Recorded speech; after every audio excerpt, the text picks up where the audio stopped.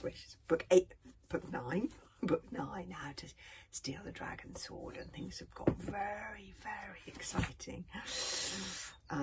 Yes, we open up, yes, as a gangly, skinny little 13-year-old, Hiccup Horrendous Habit III isn't the most obvious looking hero.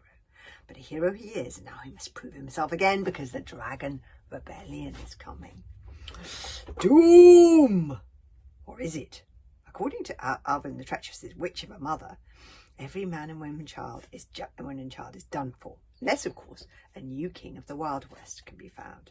Who could the new king possibly be? The signs are pointing to Hiccup. But goodness gracious, Alvin the Treacherous will do everything in his power to be crowned king. It's all getting very exciting, yes, and yes. So join Hiccup on his quest, although he doesn't quite realise. I think he's beginning to realise he's on a quest yet. We're getting the prophecy of the king's lost things. The dragon time is coming, and this is the prophecy, and only a king can save you now. The king shall be the champion of champions. You shall know the king by the king's lost things. A fang-free dragon, my second best sword, my Roman shield, an arrow from the land that does not exist, the heart stone, the key that opens all locks, the ticking thing, the throne, the crown, and last and best of all the 10, the dragon jewel shall save all men. So here we are. This is, yeah, there's all the characters. Alvin the Treacherous back. Oh, there's a new character, Flashburn, who we're going to come across. And, oh, the Witch Excelenor, I'm afraid, might feature in this one. How to steal a dragon's sword. And it begins with a small plea to readers. Please do not blame the story. Up until now, Hiccup has just been playing at adventure, learning to be a hero when the stakes are not so high. But darker and more difficult times are coming to the Isle of Berg. Please do not blame the story. The story cannot help itself, but sometimes we do not realise it at the time. But the story we are all a part of is not just a story about Vikings and islands and dragons. It is a story about growing up. And one of the things about growing up, one of the inescapable, inevitable laws, is that one day, it is going to happen. I'm sorry, but it's true. So you get the idea that this is going to be a bit of an exciting story, that the whole of Hiccup story is about to get very exciting. The prologue by Hiccup Horrendous Habit III is him looking back. Now that I am an old man, the past seems very far away, but once there were dragons in the archipelago, and once I was a boy who in the 13th year of my life made a terrible mistake. I released the dragon furious from the prison of Berserk. That's already happened. The dragon promised to fly into exile in the icy wastes of the north for 1 year only, 1 year's grace, and then he vowed that he would bring down a dragon rebellion whose only aim was the absolute and utter extinction of the entire human race. That's how high the stakes are now. Over the next year, the boy that once was me grew like a weed, at least 3 inches taller. My arms were sticking right out of my shirt sleeves, but the year came and went, with no sign of the dragon furious or of his rebellion. I heaved a sigh of relief and began to hope that perhaps the terrible hurts of 100 years of imprisonment had been soothed by the chill of those innocent snows and diving free and joyous through the pin-sharp cold waters, chasing the fleeting seals in the endless, chilly wilderness. The dragon had returned to the happy, carefree life of his ancestors. Maybe he has, or maybe not. Perhaps he had remembered himself up there in his element. And what if he'd forgotten his promise? And maybe he might not return at all. Perhaps. What if? Maybe. But in the quiet watches of the night, the words of the dragon furious came hissing and burning dark back into my brain, and they were not words that melted like water into snowdrops. They were words of flame, and they hissed and leapt into burning, terrible life in my dreams. These are the words: we shall scourge this world with fire and leave no wretched human being alive, not a single one. For over the last 100 years I have been looking into the past and into the future, and I tell you this, boy, Humans and dragons cannot live together.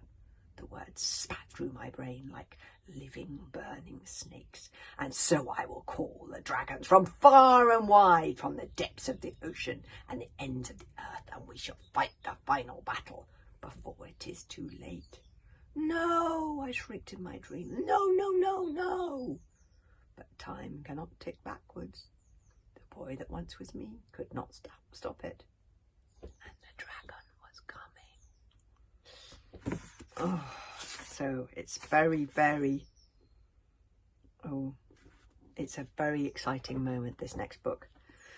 It's where everything turns and you realise that the adventure is very serious indeed. And chapter 1 begins the greatest day of your life, not one long ago, winter's midnight. I'm going to begin the chapter because I want to read on.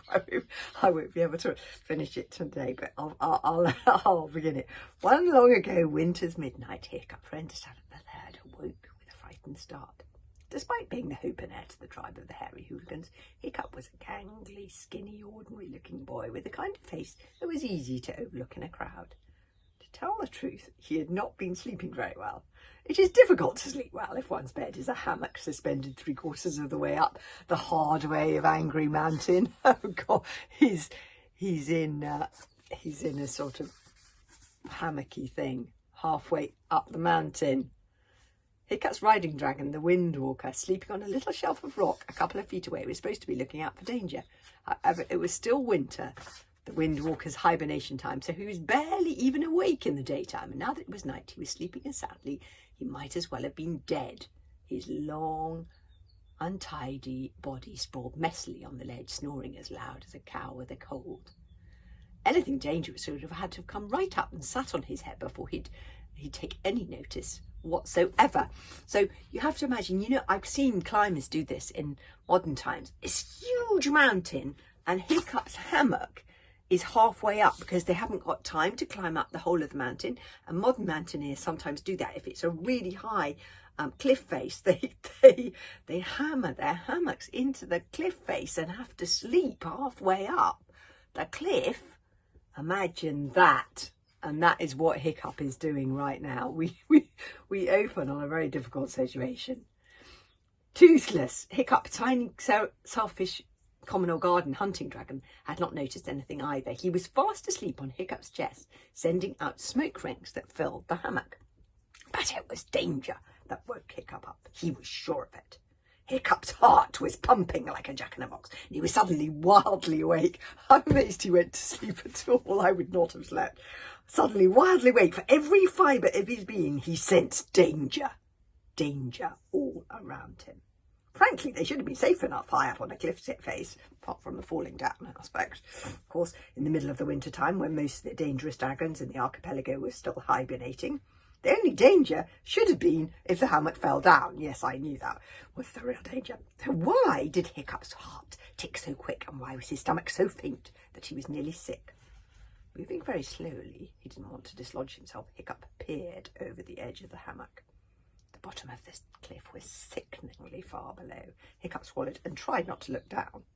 Though so far up he could see for miles in every direction, as if he was looking down on a map of the archipelago. To the west, the sea; to the north, the sinister, jagged gash of the gorge of the thunderbolt of Thor. Further north still, the drifting icebergs and ragged peaks of the cold mountains. And here, right here, the strange mainland landscape of ice and snow, relieved by weirdly warm, bubbling pools, belching, drifting smoke upwards like dragons snoring. A couple of feet away on the cliff hung the patched hammock of Hiccup's best friend, Fish Legs. Now, that's the cliff. There's the cliff. It's a huge cliff. You can see the moon. You can see why they have to pitch halfway up, because they can't climb up it all in one go, all in one day, so they have to sleep halfway up. Fish Legs too was snoring. But that was probably his asthma. Fish Legs was unfortunately allergic to his own dragon, Horrorcow, who was in there with him, or it could have been his hay fever. Fish Legs was the only person Hiccup knew who could get hay fever in the middle of winter. And above, way above, was the night sky, brilliantly studded with stars. The sky was full of noises, sounds more eerie than thunder, stranger than lightning, a high-pitched sound that made the eardrums throb like whales calling to each other in an alien universe. And up there in the sky, Hiccup could see advancing dark, shadowy shapes slowly flying towards them over the gorge of the thunderbolt of Thor. We'll have to leave it there, but there they are in their hammocks halfway up the cliff, and it looks like the dragons could be coming. So it started on a difficult moment. We'll hear the next bit tomorrow.